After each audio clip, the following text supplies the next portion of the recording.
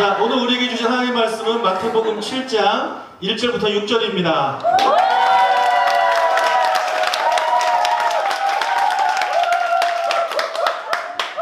네. 아멘. 그렇죠. 하나님께 더 큰 영광을 돌려야 됩니다. 우리는. 자, 제목 같이 읽겠습니다. 나를 비판하기 전에 반드시 체크해야 할 네 가지. 자, 6장까지 우리 지난주 살펴봤고 오늘부터 이제 7장 1절, 7장부터 쭉 이제 살펴볼 텐데, 여러분 비판하는 거 있잖아요. 비판. 우리가 살면서 참 비판 많이 합니다.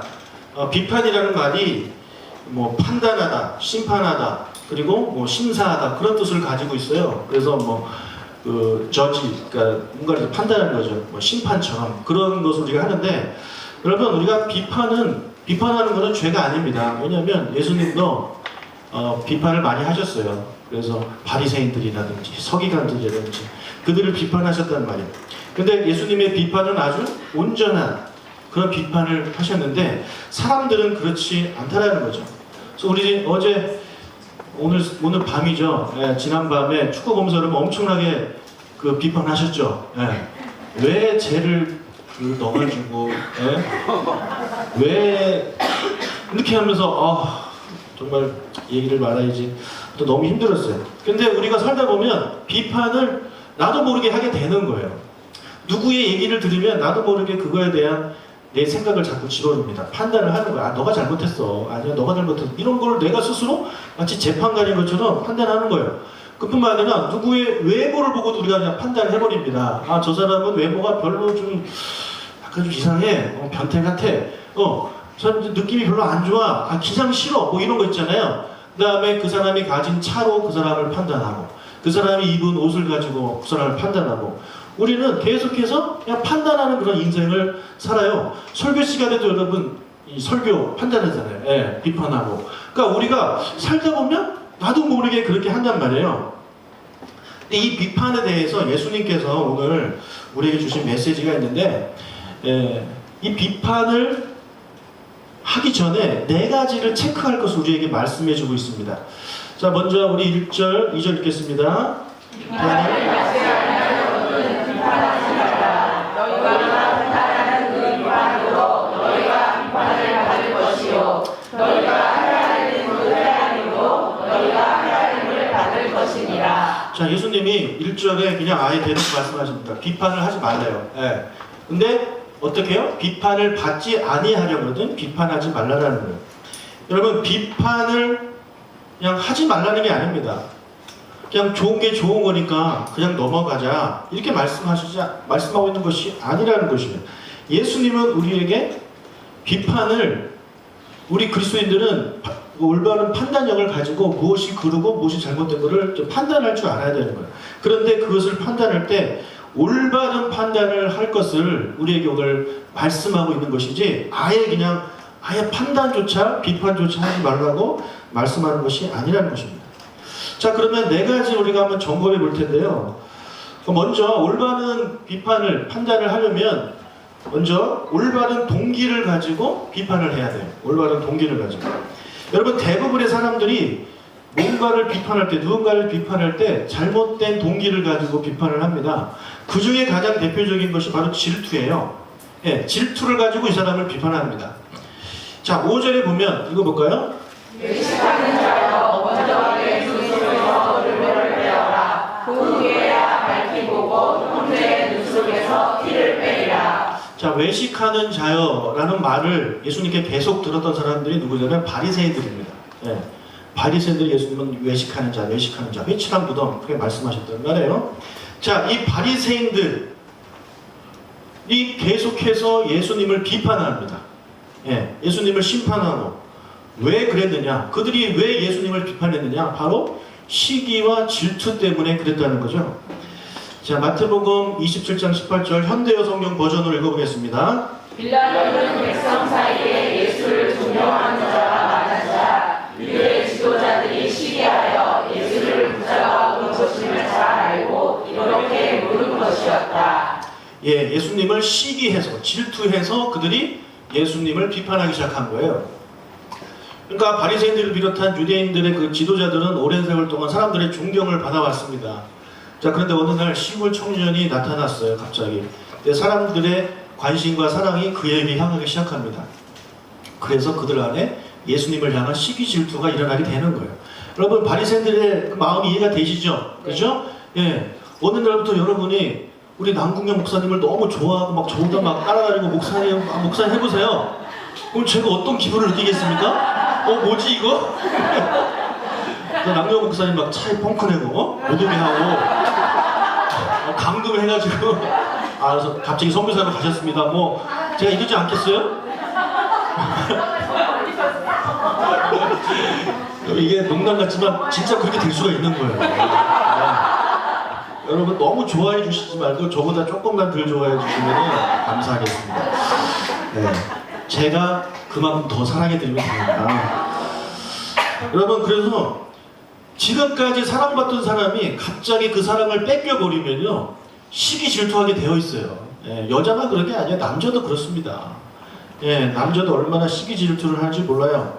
그래서 그 시기 질투 때문에 그 사람을 비판하는 거예요.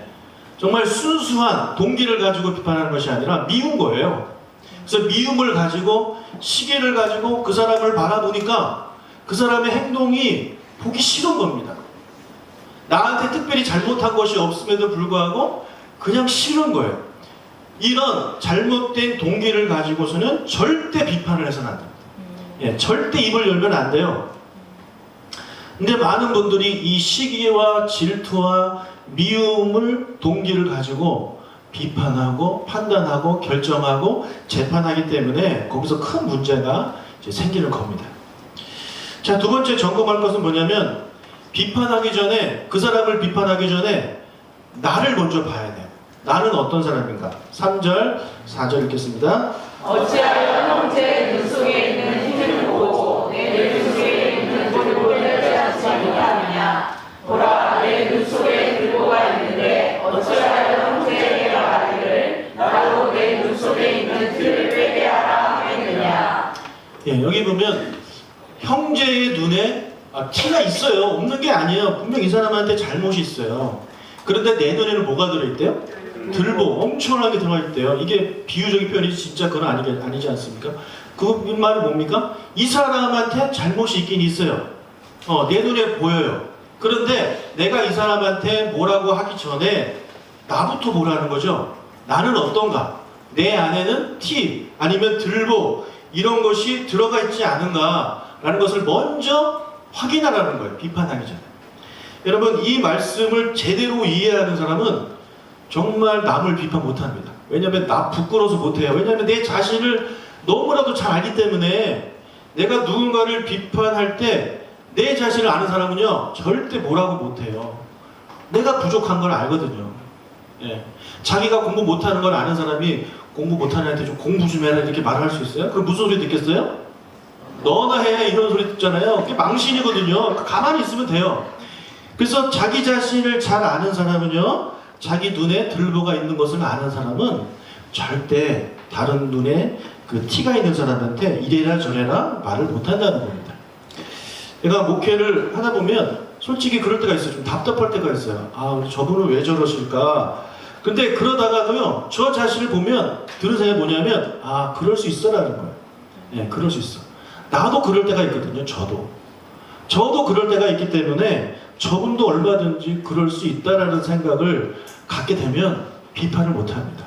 뭐라고 말을 할 수가 없게 되는 것입니다. 여러분, 그래서 두 번째로 체크할 게 뭐냐면 내가 이 사람한테 비판하고 판단하기 전에 나 자신을 볼 줄 알아야 돼요. 거울을 봐야 돼요. 나한테는 부족함이 있는지 없는지 그것을 봐야 되는 거예요. 그래서 여러분, 축구 하다가 막 열받으신 분들 여러분의 축구 실력을 한번 먼저 보여주세요. 얼마나 잘하시는지 여러분은 장 그분보다 아마 다 못하실 거예요. 대부분은. 그러면 세 번째로 비판을 할 때 내 비판을 이 사람이 받아들일 만한 사람인지 아닌지를 내가 먼저 체크해야 되는 거예요. 자, 6절을 읽겠습니다. 거룩한 것을 개에게 주지 말며 너희 진주를 돼지 앞에 던지지 말라. 그들이 그것을 발로 밟고 돌이켜 너희를 찢어 상하게 하려 명령하라. 자, 거룩한 것은 하나님께 속한 어떤 것이겠죠. 그래서 그 하나님께 속한 어떤 거룩한 것을 개한테 주지 말래요. 개가 그것을 받으면서 고맙습니다 하지 않는다는 거예요. 개는 그런 거에 관심이 없습니다. 그냥 발로 밟아버리는 거예요. 그리고 돼지에게 진주를 주지 말래요. 돼지는 진주에 관심이 없습니다. 돼지는 먹을 거에만 관심이 있겠죠. 그래서 아무리 비싼 것을 줘도 그것을 가치를 알아보지를 못하는 겁니다. 그냥 발로 밟아버리는 거예요. 여러분, 내가 이 사람한테 정말 이 사람이 잘못한 것을 보고 이 사람을 수정시켜주고 그런 마음을, 이 사람을 위한 마음으로 내가 비판을 하려고 해도 내 비판을 들을 이 사람이 그런 비판을 받아들일 만한 인격이나 아니면 그 상황이나 형편, 준비가 되어 있지 않다고 판단이 되면 하지 말라라는 거예요. 예. 절대 그것을 비판해서 그 사람이 여러분에게 고맙습니다라는 말을 절대 하지 않습니다. 그뿐만 아니라 어떻게 되냐면, 자 6절 하반절에 보면 그들이, 돼지잖아요. 돼지나 개들이 그것을 발로 밟고 돌이켜 어떻게 한대요? 너희를 찢어 상하게 할 수 있다는 거예요. 그러니까 저 사람은 개나 돼지에게 좋은 것을 예쁘다 하면서 이제 이렇게 좋은 돼지 목걸이, 그 진주 목걸이도 해주고 예쁜 옷도 입혀주려고 하는데 오히려 개나 돼지가 그 주인을 물어버린다는 거죠. 먹을 거나 줘 이놈아 하면서 막 물어버린다는 거죠. 여러분, 우리가 누군가에게, 이 사람에게 도움이 되는 마음으로 정말 나는 내가 생각해 건전한 비판을 이제 한다고 했을 때 이 사람이 그것을 듣고 나를 오히려 어떻게 한다는 거예요? 공격한다는 거예요. 예, 여러분을 마음을 상하게 한다는 거예요. 여러분, 이 현실을 보면 비판을 듣고, 누군가의 비판을 듣고 그 비판을 정말 기분 좋게 받아들일 만한 사람이 현실적으로 그렇게 많지 않습니다. 예. 정말 맞는 말을 해도요, 그 받아들이기가 정말 쉽지 않아요. 예. 특히 뭐 친구나 뭐 이렇게 뭐 권위 위안이 있지 아니야 하면은 더더욱 받아들이기 힘들고, 또 권위 밑에 있는 분이 권위 위에 있는 분한테 그런 얘기를 하면 더더욱 받기가 어려워 보여요. 예. 선생님이 학생에게 해도 어떻게 보면 당연한 건데 그것조차도 학생들이 받아들이기가 쉽지 않잖아요. 기분 나쁜 거거든요. 그래서 그런 큰 그릇을 가진 사람이 별로 그렇게 많지가 않아요. 그렇기 때문에 여러분, 보통 사람들은 비판을 들으면 공격적으로 마음이 바뀝니다. 너나 잘하라는 거야. 너나 잘하라. 너가 지금 나한테 그런 말을 할 자격이 되니? 예. 너나 잘해. 그러면서 그 사람이 미워지고 그 사람한테 상처를 주고, 그래서 결국에는요 둘 다 상처를 받게 되는 거예요. 예. 그래서 우리가 이 비판하기 전에 정말 우리가 이거 다시 한번 체크해야 돼요. 내가 이 말을 했을 때 이 사람이 내 말을 정말 받아들일 수 있는 분인지 아닌지를 여러분들이 그것을 확인하고 그 다음에 하시기를 바랍니다. 만약에 그럴 사람이 아니다라면 여러분 하지 마세요. 예, 괜히 여러분만 상처받고 그 사람도 상처받고 관계 어색해지고 힘들어지는 거예요. 자, 네 번째로, 상대방이 내 비판을 받아들일 만한 사람이라는 판단이 되어서 이제 그래 내가 얘기를 해야 되겠어 라고 이제 결심을 하고 이제 가서 이제 비판을 하게 될 때는 온유한 마음으로 해야 한다는 성경은 말을 합니다. 갈라서 6장 2절 1절 보겠습니다. 형제들아, 사람이 만일 무슨 범죄한 일이 일어나거든 신령한 너희는 온유한 심령으로 그러한 자를 바로잡고 너 자신을 살펴보아 너도 시험을 받을까 두려워하라. 예, 자, 상대방에게, 특히 교인에게 어떤 뭐 범죄한 일, 뭐 잘못된 일이 이제 드러났어요. 그럼 어떻게 하냐면 너희는 온유한 심령으로 그 자를 바로잡으라는 거예요. 예, 온유한 마음. 그러니까 화가 나서 하나는 안 되는 거예요. 화가 나서. 아니면 정죄하는 마음으로. 어떻게 당신이 그럴 수 있어? 어떻게 교인이 그럴 수 있어? 이런 정죄하는 마음으로 하지 말라. 온유한 마음으로 하라는 거예요. 그 사람을 사랑하는 마음으로 하라는 것입니다. 그리고 나 자신도 돌아보래죠. 그죠? 나도 그 사람과 같은 상황이 되면 나도 그럴 수 있다. 나도 시험에 들 수 있다라는 마음을 가지고 그 사람을 정죄하기보다는 사랑하는 마음으로, 온유한 마음으로 그렇게 하라라고 이제 성경은 말을 하고 있습니다.